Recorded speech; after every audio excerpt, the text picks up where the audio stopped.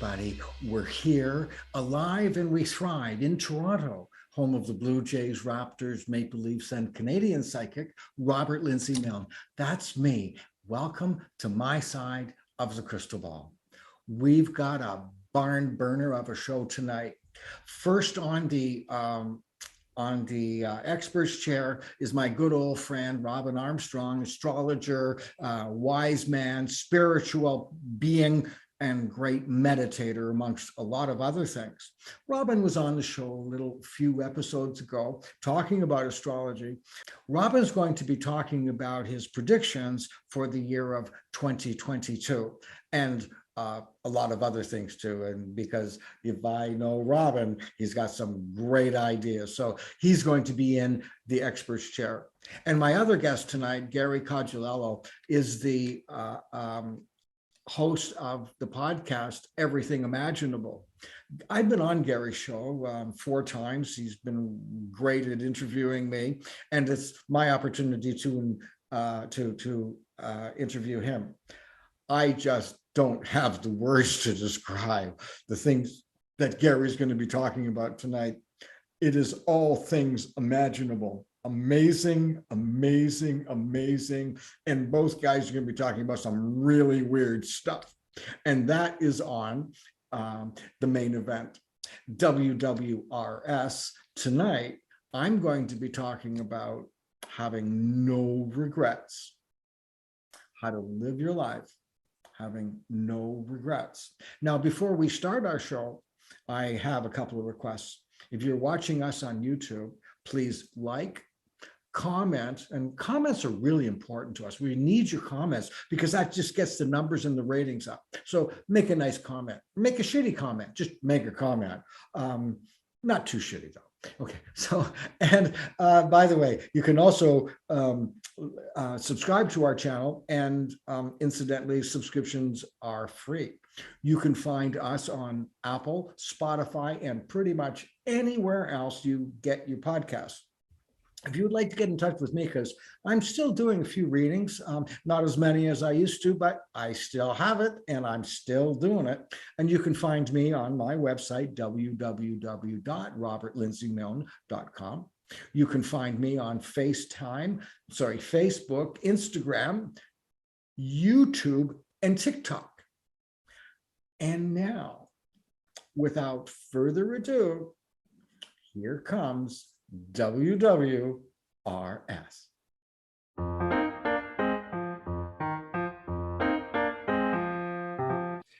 I've been thinking a lot since the last podcast when Charmaine Veronin came on, and she was a palliative care nurse. I've been thinking a lot about that episode, and it reminded me of something that occurred many, many years ago as well, and it was the death of my best friend. When you're in a situation and you know something is going to happen, you just don't know when, or you don't know exactly how. When you know something's going to happen, you can't control if it will happen or not, but what you can control is how you experience the event. You can do nothing, and that event will unfold. Or you can decide this event is going to unfold. I want to experience in a way for me. So when I heard that my friend was terminally ill, and when I heard that he was eventually going to die, I decided that I didn't want him to die. I didn't want to lose my friend. So I decided that I was going to experience this event the way I wanted to for me. I couldn't control when he would complete his life. I couldn't control how, but I could control how I experienced it. And I decided that I was going to have the experience with my friend of having no regret. So I took it very seriously, and I decided that I would have no regret with my friend's life completion, his death. And I decided to do absolutely everything I could, that I would say everything I wanted to say and do everything I wanted to say so that I could mourn his loss without it being contaminated with feelings of guilt. I wished I would have said this, or I wished I would have done that, or if only I would have. I decided to have none of those. I wanted to feel, and I wanted to mourn the loss of my friend purely. I called him every day on the phone. Some days we talked for a couple of minutes. Some days we talked for half an hour, and sometimes we even talked 2 hours or even 3 hours. And during that time leading up to him going into palliative care, I said and did absolutely everything I could think of so that I would have no regret upon his life completion.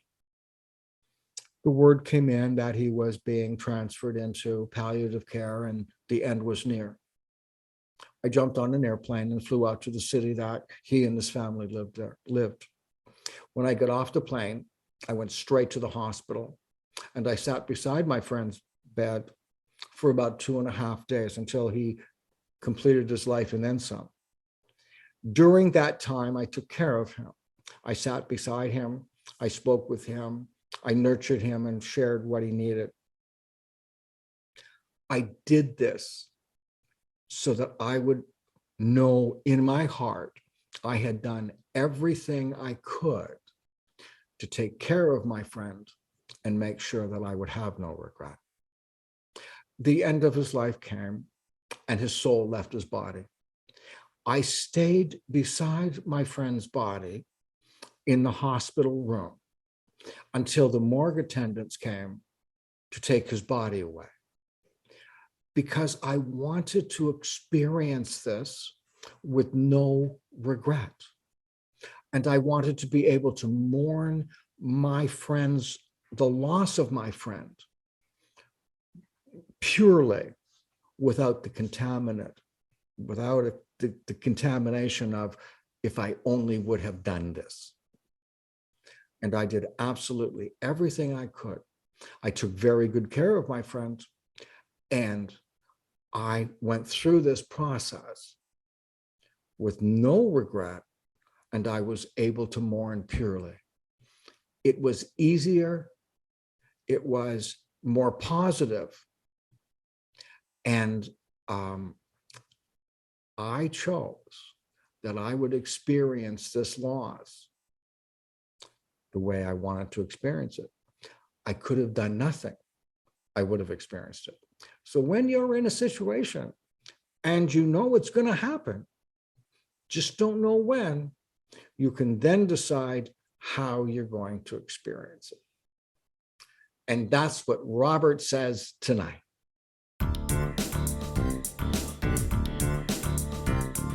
I'd like to welcome my friend, Robin Armstrong. I've known Robin for close to 40 years. Brilliant astrologer, master of the I Ching. Well, he'll challenge me on that and say he's not, but he is. And he's going to be talking tonight about his predictions for the year of 2022. Robin, great to see you. You look great. Glad you're back. Nice to be back here. Yes, I was just saying before we started recording that I really liked your background. So how have you been since the last time we talked? So it was 3 months ago or so? Good. Well, I do my 2 or 3 hours of meditation every morning, and then once I've done that, I won the day, and then I work at whatever I have to work at. And the world. Meditate 3 hours a day every day? Yep. Wow. Chanting is part of my meditation, so I consider chanting part of it. But it's about 2 to 3 hours every morning, and that I figure once I've done that, I won the day. Everything else is extra. Okay, so you meditate and then chant. Are you like walking around your place and chanting, or no, I'm just you're focused on it? Yeah. Wow. How long have you been doing that? 50 years. Really, just a beginner. Wow, that's amazing. I walk into, when I'm doing readings, I walk into everybody's life, their darkness, their difficulties, their challenges, and I have to clear it out of me each day to be able to be clear to do the next person, to do the next chart. So the chanting clears out all the old thoughts. It gets me in the moment and leaves me open for the day. Now, you just didn't start meditating 3 hours a day every day. Just start there must have been something that you did that got that going. Well, let's come down to that. I used to do 4 or 5 hours. Really? But then it fluctuated. During my marriages, the time went down a little bit less, and after the marriages, I had more time, and it just changed. It fluctuated over the years. Okay, that's well, we didn't know each other back then, but the rumors about you of your interesting life, it's hard to imagine you had 3 hours or 5 hours of time to meditate. That was just your rock star image. I don't know if you got the rumors from my ex-wives or from other people I work with. It's going to be different stories. Maybe. We all have our life. We all have to work with our texture of life. Yes. It's as real, and we go through it. But I had deep experiences from a very young age that I had to set up my center that I had to keep in touch with. You also spent. I'm admiring you for it. I'm not mocking you. I'm impressed by it. You spent some months in a cave meditating also, right? 13 months in India without daylight or seeing anybody. Yeah. When I was 22 and 23. So you were silent that whole time? I was chanting in the cave, but I didn't see another person or see daylight or hear any music or hear any news or anything. So it was like off the grid. Once again, that's very impressive. It was at the end of that the visions about astrology and the I Ching and music came together for me. Wow. And once you spend that time alone and you get a vision, you don't say, no, thanks, God, give me another one. You go with it. So can we just go back to that cave for a minute? I've got so when your time was up and you'd been in the cave for all that time, or in a cave-like setting, you didn't speak. You had actually no contact. I guess the people put your food there out for the day, and a double door. They put the food in, and I get it. Okay, so you had no physical contact or verbal. You didn't see anybody or really hear any. It was just you. I sat in the dark. I wasn't wearing clothes. Okay. So how do you go from that place to the outdoors in the daylight and people around you? Like, what was the first thing you said? I don't know what the first thing I said. I knew when I came out, I'd been in total darkness for all this 13 months. Ooh. And when I came out, I could stare at the sun without blinking. Would you be wanting to do that? I did, but it just happened. It was like I was like a kid. Like when you go in and spend a lot of time alone. Yes. Normally we go through a day, it runs by, the thoughts come by, we see the trees, we go by, it goes by, and then we start another day and it runs on. Well, when you're in a room, all these thoughts stay in the same place, they accumulate. So by spending 13 months in this room, when I came out, the number of changes of consciousness I would have gone through in 13 months, I experienced each day. Wow. Okay. Like it was this I don't know how to explain it, but I've been trying to understand what happened ever since. I've heard of people doing this.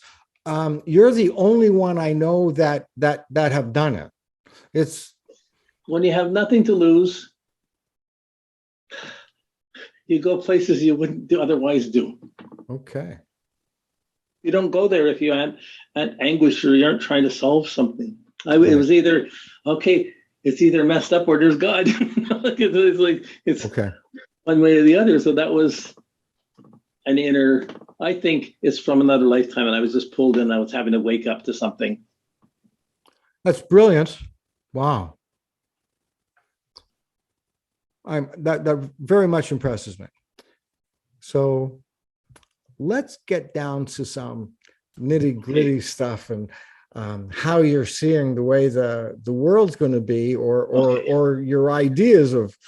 Yeah, it's just my ideas, my take on it based on the planetary movements for the year ahead and that association. So that's like a mythology of a pattern of what goes. But I find it's like clock. That's the DNA of life. It's more than a symbol. But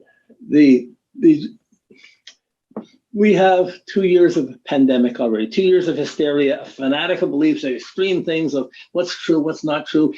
Everything's confused. Nobody knows what's real. Mm-hmm. And a test of faith and a test of belief. What do you believe in? Whatever you believe in everything. It's all being magnified. There's so many different beliefs. So the hysteria of the pandemic is, even the pandemic, it's all peaking in May. It's not, it's this coming May. Yeah, but it hasn't peaked yet. Whoa. We're in the big wave right now. Wow. Okay, so this is everybody who's got their judgments and different things of what's happening, what's going on, and they're fighting. They're challenged on their beliefs. We believe this. Do you believe in God? Do you believe in medicine? Can you believe in God and medicine at the same time? Could you believe in fighting the system, or do you have a disbelief? I can't believe this. I can't believe that. What's true? What's valid? It's not a rational thing now. It's an issue of what do you believe, and then the thought patterns build up around it. Okay. So many people have materialistic beliefs about what's going on, who's a conspiracy, there's so many negative and dark beliefs going on, that this big mystic battle of beliefs is going on. On one level, it's a time that can be the highest visionary, intuitive time in 300 years, 165 years. It's just hugely visionary on an inner level that is detached from things. No doubt the universe is working as it is. No doubt God's in charge of it all. And this is all part of a plan. And nature is part of this plan. And we think we're making the difference. We're fighting it. We're having it. And how much are you being positive? How much are you being negative? What's healing? What's not? Is healing just being natural and healing, not taking any medicine? Or is it working with medicine? Did God make medicine? Did God make nature? Like all of it. All these puzzles are there. But they're building up to a big peak. So you're seeing the different religious views, different anti-religious views, different fanatical views building up, and they're building up to an extreme in about April 12th. But really April, May, we're going to see this. After that, it calms down somewhat. It slowly calms down. What are we going to be seeing through April 12th and through May? The planets Jupiter and Neptune are coming conjunct in Pisces for the next 6 months. All right. It happens once every 165, 170 years. Okay. Okay. So, but Neptune is the planet of belief and faith and belief, okay, and a spiritual level. But it's also, and its negative level is disbelief and lack of faith or wrong faith. Oh, okay. And Jupiter is the planet of understanding. It's the planet of luck, good wisdom. Why? Because it's good wisdom and good understanding. So it rules Pisces. So understanding in Pisces, it's the best place it could be for understanding. But at the same time, the dark side of Jupiter is misunderstanding. And Jupiter in Pisces exaggerates all the understanding and misunderstanding. Neptune in Pisces exaggerates all the extreme visions and beliefs. And they're coming together, understanding the big beliefs. So that understanding, everyone has their own understanding of what's real, what's not. And this is real, this is important, and this is the way it is, and this is the way it's going. And it's putting the belief into the world. And it's not necessarily a take. Most of the beliefs that come down into the world end up being, people aren't living high enough or clear enough to bring these things down clearly. They're coming down, they're putting it. Our biggest worry is that these fanatical things don't lead to a war. Is that a possibility? Yeah, definitely. Where would it be? We're being like. Would it be here in North America? Would it be in Africa? This would be like China and America, and like America's building up to get everyone's piped up, and then we're seeing all the stuff on wars, all the media about wars and about fighting and all the old wars, and we're all getting prepped up to be thinking in a war-like mentality. Okay. That's different than the faithful point. Like the basic thing of faith is simplicity. Right. There's a possibility that the United States and China can have a conflict. The United States is heading right for it. Okay. Is that in their chart? Like it's like Britain had its empire, had the Commonwealth, and it couldn't afford it. It used it all up. It took everything and then used it up. It fell apart. America took its place and bought everything and is controlling the world, and it's falling apart. It's not taking care of it. Okay. Oh, by the way, even more importantly, are we sucked into it?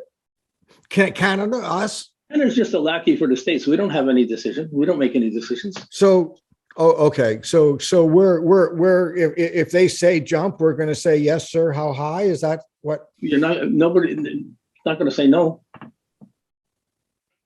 So okay. So do like our stars align that our people, our men and women could be fighting them too? Yes, I can't imagine the scope on how this goes. Okay. I hope it's not coming that way. Okay. Oh, but it could, worst case scenario then. The most likely scenario is that how to resolve all this inflation, how to resolve this. You don't pay off the debts if you go to war. In 2022. So let's hope it doesn't come. So Robin, I'm not challenging you. I'm just hearing what you got to say, and I'm thinking, wow. You get to a peak when you get a peak of fanatical beliefs, reaching its extreme, and there's understandings and misunderstandings guiding the world. Okay. What's going to come out of that? Chaos. If you have truth and spirit and clarity guiding the world, you get peace. Right. Okay. So there's a puzzle for each person. What's real? What's not? What's true? What's worth believing? What's not? To believe in that, like you got the rapturists to believe the end is coming, and the rapture is there. Then you have the people who believe you got to fight the big pharma, and you don't believe in medicine. And then you have it got to be natural. You got to be that, and like all of those are just streams of belief. Okay. But millions of people are on them, and we've had this put out. What's simple? I mean, belief is just get up in the day, get through the day, not hurt anybody, be kind, and be at peace. Right. Our minds are being totally preoccupied, and we're not hardly in control of them. Mm-hmm. And we don't see that our behavior is being programmed by the thoughts that come into our mind. People have been looking for truth for thousands of years. They never found it in the world. So like the world has got its karma playing out. Mother Nature is going to take care of herself. She'll take care of herself. But we're navigating through little pawns in the game, and we're just adjusting to what's happening. And there's big change. Yeah, there's big changes happening. But the problem is the leaderships are a little more fanatical, a little more diluted, and they have their concepts of how everybody should be. And it isn't necessarily how everybody is. So this is what's going to be going on and reaching a crescendo around April 12th through then okay, that's the first one. If you want to if you think of the Trumpites who think the election was stolen and we believe there's a conspiracy, we're going to take it back. We're going to see a big wave come up in Pisces in March. Okay. When the moon and the sun and all the planets get together with Jupiter and Neptune in Pisces, you see a big wave of these beliefs coming up. So the more right wingers. Yeah, but left wingers too. It's happening all around. It's across. It's not like the sun shines on everybody. This is happening across the board. But if there's going to be a wave, there'll be a big generation of belief and extremism at that time. Okay. And then it'll build up and it'll go along and set up until it comes out into some kind of action or some kind of things in April, May. Okay. After which, the extreme starts cutting down. Starts coming down a little bit. It starts slowing down and cutting down a little bit. And we'll have to deal with the repercussions of those beliefs. Of calming down, or what happened because of those beliefs, and now they're calming down. Yes. So I would like, if we're going to finish, I'd like to finish with a poem by Rudyard Kipling. Okay. He turned to the last century, but he said he encouraged his son to go off and fight the good war, and his son went off to get war and got killed. And he was so guilty because he encouraged his son to go do it. And he had all these sorrows and guilt around this. So he wrote this poem, If. And it really, I think it's a useful poem for people to hear these days, because I think it creates the puzzle. How are we living through these things? Mm-hmm. So I'm just going to take about a minute or so to Please read it. Do. Okay, so hang on. I'll just pull this here. If you can keep your head when all about you are losing theirs and blaming it on you. If you can trust yourself when all men doubt you, but make allowance for their doubting too. If you can wait and not be tired by waiting, or being lied about, don't deal in lies, or being hated, don't give way to hating, and yet don't look too good nor talk too wise. If you can dream and not make your dreams your master, if you can think and not make your thoughts your aim, if you can meet with triumph and disaster and treat those two impostors just the same, if you can bear to hear the truth you've spoken, twisted by knaves to make a trap for fools, or watch the things you gave your life to broken and stoop and build them up with worn out tools. If you can make one heap of all your winnings and risk it on one turn of pitch and toss and lose, and start again at your beginnings and never breathe a word about your loss.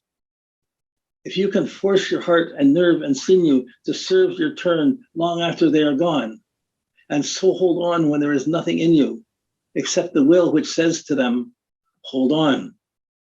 If you can talk with crowds and keep your virtue, or walk with kings nor lose the common touch, if neither foes nor loving friends can hurt you, if all men count with you but none too much, if you can fight, if you can fill the unforgiving minute with 60 seconds worth of distance run, yours is the earth and everything that's in it.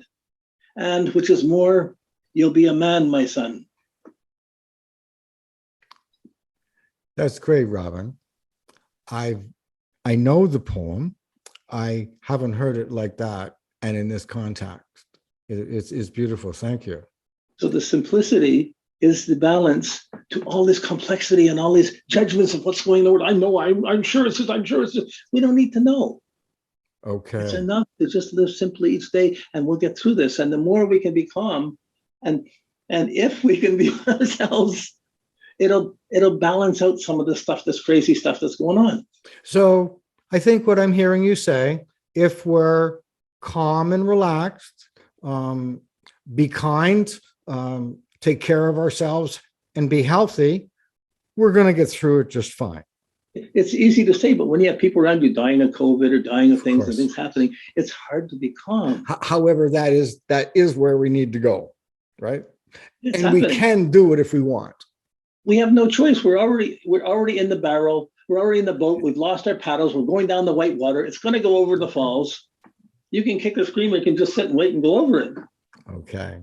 Robin, this has been a fabulous conversation. I think I'm going to be calling you in a couple of days, and I just want to be hearing more about what you got to say. But right now, I just have to say thank you very much for coming on again. And sometime again soon, I'd like you to come back. There's so much fear out there. I just felt it was important to explain. This side is a seemingly invisible side, but it's not invisible. It's blatant in the world right now. And whoa, wait a second. You know? Yes, I do. Robin, it's great seeing you. And thanks you for being on. Okay, Bye-bye. Good. Thanks. Bye.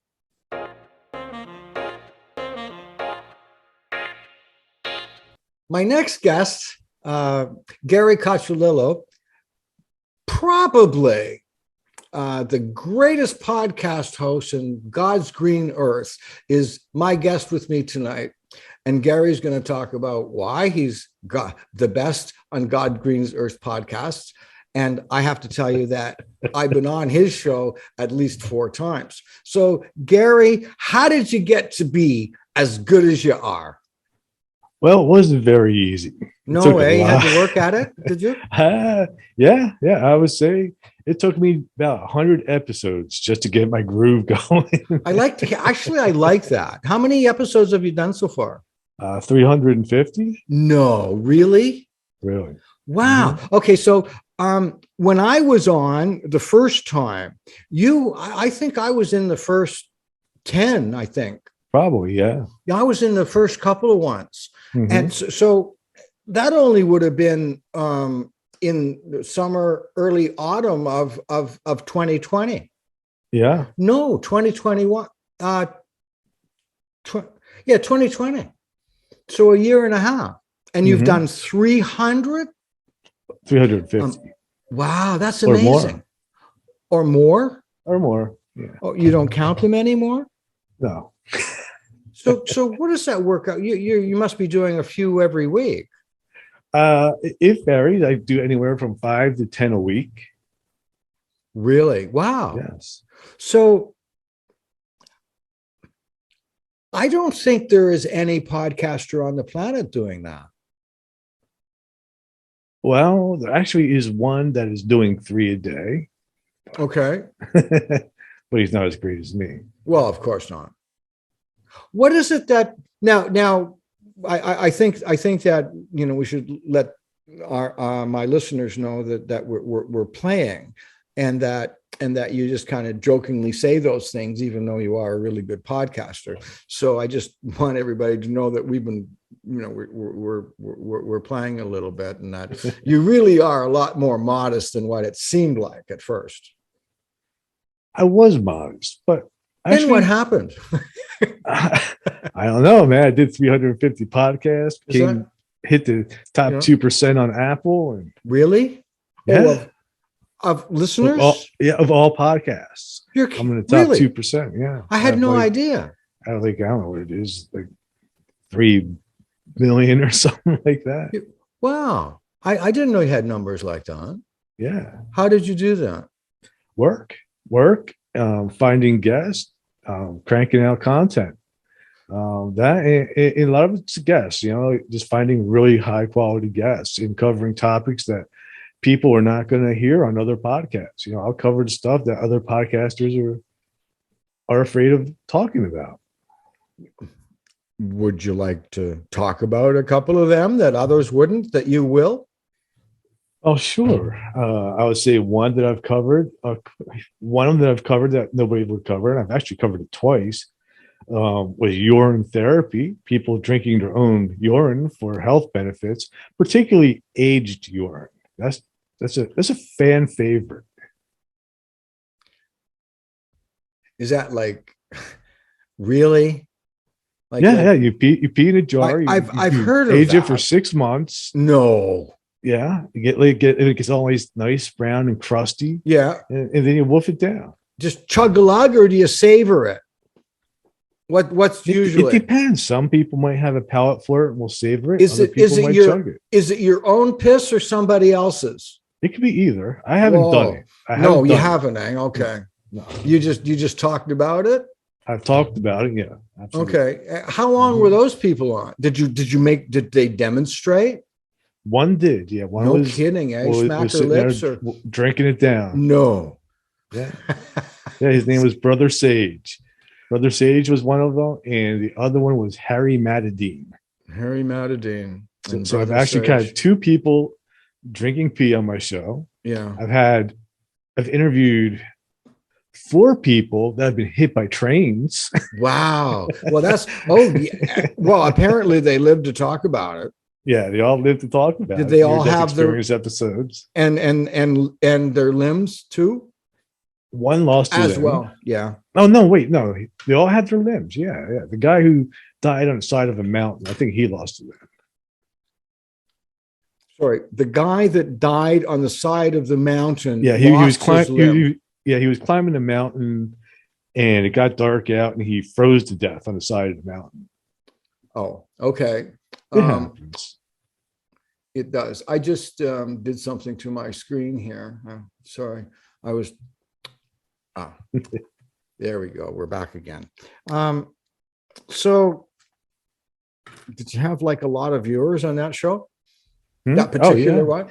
Oh, people love those kind of the near-death experience shows. Are always well, drinking. Sorry, a near-death experience and drinking pee are really not quite in the same category. Well, it depends. Well, though, maybe the guy who says that that does the pee drinking says that drinking pee will create natural DMT in the brain, which will cause you to have spiritual experiences, such as like you would have with ayahuasca. So they do sort of all deal with. You're putting me on, right? Right? No, really? No. Yeah. Actually, like with the pee though, to get that effect, you have to drink pee and stare at the sun at the same time. You have to do sun gazing. All right. So, are there any funny shows? Oh yeah. I would say some of the shows that I do with my co-host Jared Murphy. Oh yeah, I didn't know you had a co-host now. Sometimes. Okay. A couple times a month, me and Jared will hook up and do some episodes. So some of the ones that me and him do can be quite humorous. I've also I interviewed I forget her name, but she's the owner of the Bel Air house in Ohio. It's the most haunted house in the United States. She was really funny. What else have I interviewed that was pretty funny? Kitsy Duncan is pretty funny. I've had her on. She's from the Oddity Files. Okay. So yeah, I mean, I've definitely had some pretty fun episodes. I interviewed somebody recently who she's a businesswoman, but she's also a stripper, and that was a good one too. Okay. So besides the ones that are on the fringes, are there any middle of the road type as well? What would you consider middle of the road? Oh, maybe an interview with me, but pretty middle of the road compared to what you've been talking about. Oh, I don't know about that. Yeah, I mean, you're the greatest psychic on the planet. You're so smooth. That's so cool of you to say. But I'm not. But that's very nice of you to say. You're one of the best I've ever interviewed. Oh, well, that I agree with. But I agree with one of the, as opposed to the. So here's the thing. Nobody is the best for everybody. Can't be. You just can't be. There's 7 billion people on the planet, and you cannot be good for every single one of them. And the amount of people that I would tune into or connect with is not 7 billion. Over my 56 years, I've done more than 100,000 psychic connections. And in those psychic connections, unless I think they were really good, I wouldn't count them. Or in the session, I wouldn't count them unless they were really good.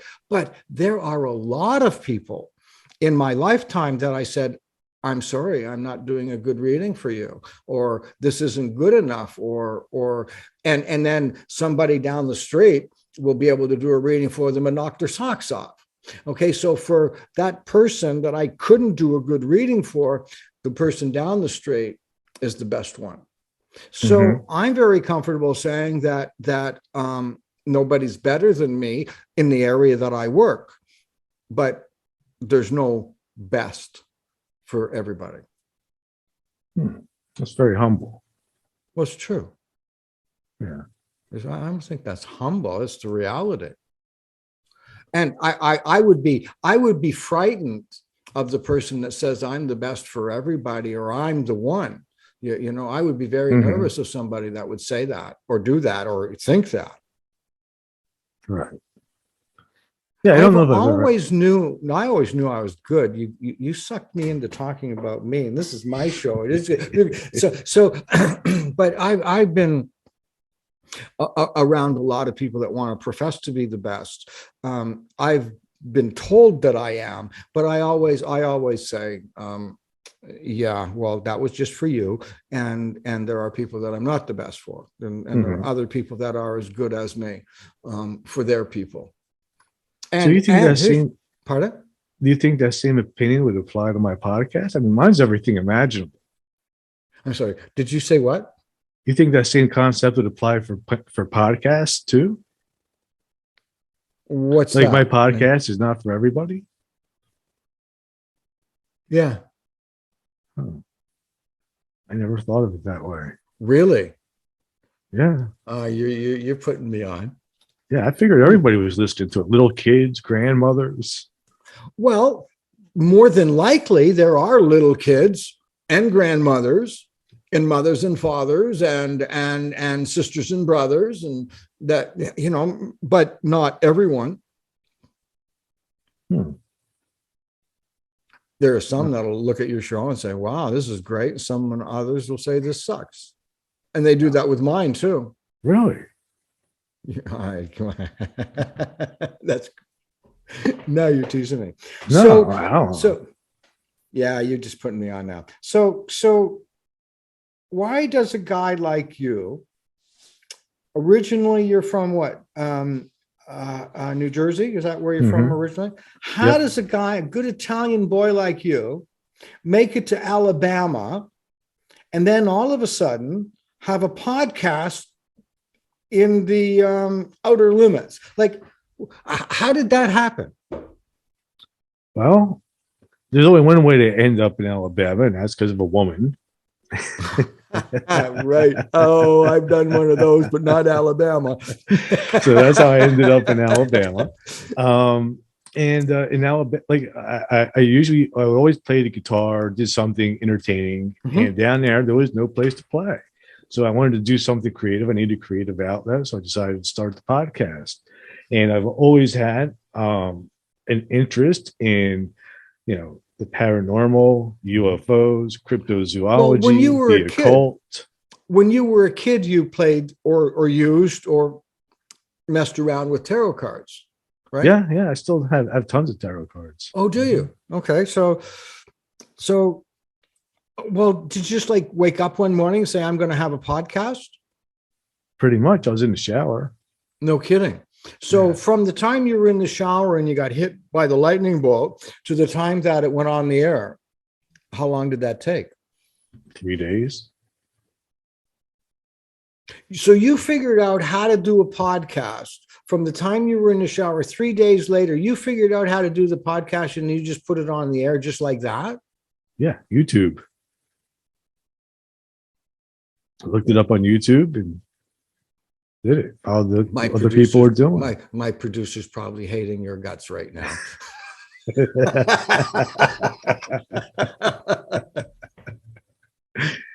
But yeah, it was that easy. Really? Yeah. I mean, the hard part is getting listeners. How did you do that? I think mostly like creating a lot of content. The more content you have, the more people will listen. And also, the more guests that I have, the more people will listen. And once I started building momentum, like I said, after that first 100 episodes, that's when people started taking me seriously. And then I could start getting better and better and better guests until I reached a point where quality guests wanted to be on my show. Okay. And that's what brought in the listeners or the viewers. Mm-hmm. Just having those guests on. Oh yeah. Like there's certain guests that people just go crazy over. Like John Michael Greer, huge. He's an occultist. Okay. Dr. Richard Allen Miller. Yeah. What does Dr. Richard Allen Miller do? He is a physicist, quantum physicist. Mm-hmm. So does he talk about multiple existences or multiple realities, et cetera, like that? Yeah, he does.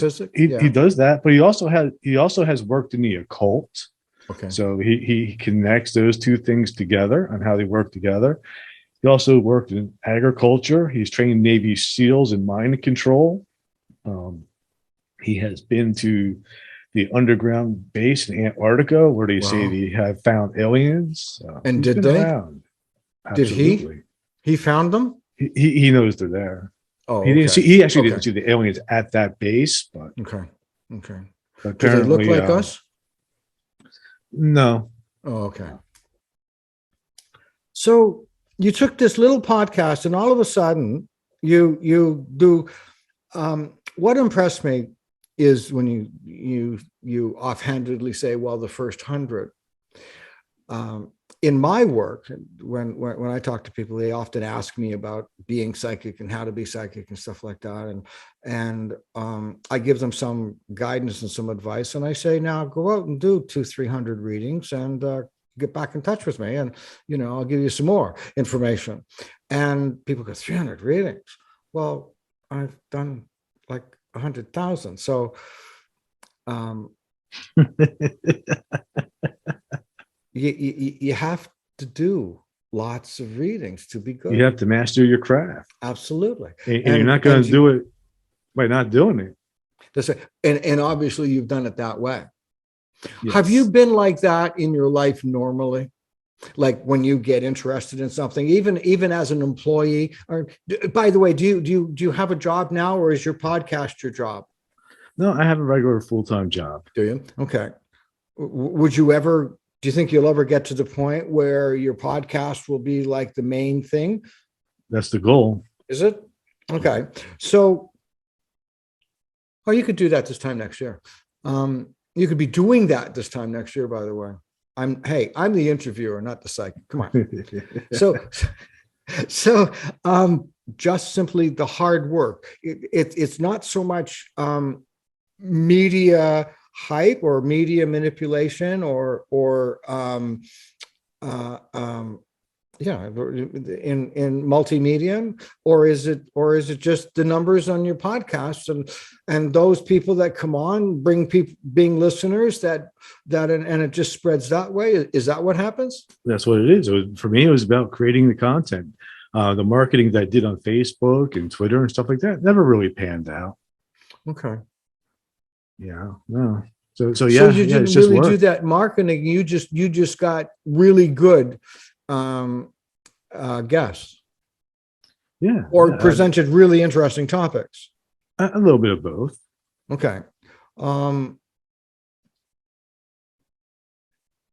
I think that's different than what a lot of people do. In what way? Having 100 podcasts is a milestone in a podcast life. 100 is like a big milestone. And you did it in less than a year. Yeah. That's a significant achievement. It is. It takes a lot of dedication, focus, and work. Mm-hmm. All right. So that's a significant accomplishment. I'm not quite sure why we're stuck on this. I don't know what happened. I think some people are baffled by it. Well, because there's a lot of people, like the average podcaster puts out a podcast once a week. yeah. So that's 52 a year. Mm-hmm. So it would take them 6 years to reach the level of content that I've put out in 18 months. Right. Which is, and that's a really big deal. That's really significant. Is it expensive for you? No, it pays for itself. How do you get it to pay for yourself? I have Yourself. like sponsors and executive producers, and also I just have a PayPal link on my website, and people just will listen to me and give me money because they appreciate the content. So is your podcast close to paying for itself now? Oh, it's been paying for itself pretty much from the beginning. Okay. But it's pretty much just you doing it, right? And you said you have a guest host or a co-host. Yeah. It's me, pretty much me. I do have a monthly co-host, Jared Murphy, and he comes on a lot. And me and him are planning to do some road trips and some research and stuff like that. Okay. I also have another regular guest, Preston Dennett. He's very popular. What does Preston UFO do? guy. Oh, okay. Preston wrote. He recently has become really popular because he wrote a book called UFOs off the Catalina Islands, and he was the first person to write about those UFOs. And not long, about a year after he wrote that book, those tapes came out of pictures of those UFOs from the Princeton and the Nemeth ships, which was off the coast of Catalina Islands. So I see. Okay. Is there any stuff that you have on your show that you don't believe in? Um, And do you ever just act like you believe in it so that the person will feel relaxed and talk about I it? don't act like I believe it. I'll ask questions out of curiosity. Okay. So there's no acting going on. I would say, I don't know. I honestly, I believe that everything is possible. So I won't say I discount anything. Right away. Do you ever discount something after a while? No. If you even if it proved to be inaccurate or not. I think if a person can think of it, then it has to be possible. Okay, I believe that. Well, I actually do believe that. So mine would be if you believe you can do it, you can do it. That would be my focus. So if somebody wanted to have a podcast, do their own podcast, besides doing a whole bunch of them, what would you tell them to do? I would tell them to do a whole bunch of them. I mean, it's a craft. You have to learn how to do it. It's not something that there's a lot more to it than hopping on and asking the typical who, what, where, and why type of questions. For me, it's become an intuitive process. Okay. Would you care to expand upon that thought? Well, I use my intuition. I Oh, try to. Yes. I try. When I ask. I'll ask. Are you I'll just always looking start for off. my pliers? Excuse me. I'm just trying to find my pliers here. It's like pulling teeth. You're making me give away all my secrets. But what I do is I'll ask a very broad question at the beginning of the interview. You'll ask a what? A what? I'll ask a broad question. One that's Okay. usually multi-layered. Okay. And while the person is answering that question, I'll listen really closely and pick out key points that I can hone in on. And then I'll start digging deeper and deeper and deeper. And as I'm doing that, I can get a feel for the person and where they're going and what they want to talk about. And I just follow that direction. Okay. All right. And where did you develop that? You just did it. You just practiced. And did you use it in your own? What worked. Do you use it in your own personal life before this time that way of communicating? No. Really. You just developed that persona. Yeah. That's very impressive, Gary. It is. I'm impressive. You kill me too. There's nothing about me that's not impressive. So, how do people find you? They find me from I'm on all the platforms, Apple, Amazon, iHeart, Deezer, all those. You can also go to my website, everythingimaginable2020.com. And I'm also on Facebook. If somebody wants to get on your show, how do they do it? Oh, they just go to my webpage and there's an email form there. You just fill it out and send it over to me. Okay. It's been really fun being on the other side of the microphone with you, although you kept sucking me into being the interviewed as opposed to the interviewer. It's my job. Yeah, I can see that. And it's been great having you on. And I should be on your show again sometime soon and be talking about stuff. I got some new things to talk about too. So, Gary, great seeing you. Thank you. Thank you. Well, that brings us to the end of an amazing, crazy, wild episode of My Side of the Crystal Ball. I'd like to thank Robin Armstrong for sharing his astrological knowledge about the future, how he's described what's going to be going on over the next while. It's just brilliant. Thank you, Robin, for joining us. I'd also like to thank Gary Cocciolillo for being another wild and crazy guest. Gary, you were really funny and crazy tonight. Thanks a lot for joining me.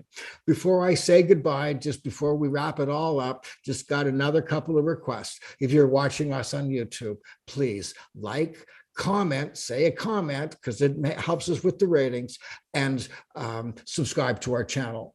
You can find us on Apple, Spotify, and pretty much anywhere else you get your podcasts. If you would like to get in touch with me personally, you can find me on my website, www.robertlindsymilne.com. You can also find me on Facebook, Instagram, TikTok, and YouTube. And now, just before I say goodbye, I just have these words. Do good, stay safe, and above all, just be kind. Good night, everybody.